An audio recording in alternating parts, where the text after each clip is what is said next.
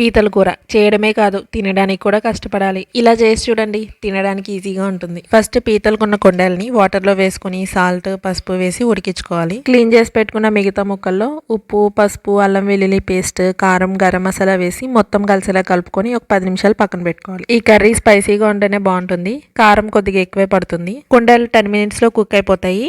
ఏదైనా రాయితో ఇలా పెంకుని బ్రేక్ చేసి లోపల ఉన్న పప్పుని కలెక్ట్ చేసుకోవాలి. గట్టిగా కొట్టకండి, పేస్ట్ అయిపోతుంది. పాన్ లో కొద్దిగా ఆయిల్, 1 స్పూన్ జీరా, 2-3 పచ్చిమిర్చి, ఒక ఆనియన్, కొద్దిగా స్ప్రింగ్ ఆనియన్స్ వేసుకోండి. స్ప్రింగ్ ఆనియన్స్ లేకపోతే ఇంకో ఆనియన్ వేసుకోవచ్చు. ఇందులో 1/4 టీ స్పూన్ అల్లం వెల్లుల్లి పేస్ట్ వేసి బాగా ఫ్రై చేసుకోవాలి. ఫ్రై అయ్యాక ఒక టొమాటో యాడ్ చేస్తున్నా. టొమాటో కంప్లీట్ గా ఆప్షనల్, గ్రేవీ కోసం వేసాను. ఇప్పుడు ఇందులో పీతలు కూడా వేసి మొత్తం కలిసేలా కలుపుకొని 1 గ్లాస్ వాటర్ యాడ్ చేసి కుక్ చేసుకోవాలి. కొండల్లోంచి కలెక్ట్ చేసి పెట్టుకున్నవి కూడా వేసి కొత్తిమీర వేసి మొత్తం కలిసేలా కలుపుకొని 5 మినిట్స్ తర్వాత సర్వ్ చేసుకోవడమే. ఈ ప్రాసెస్ లో చేయకపోతే ఒకసారి ట్రై చేయండి. Do subscribe. Bye bye.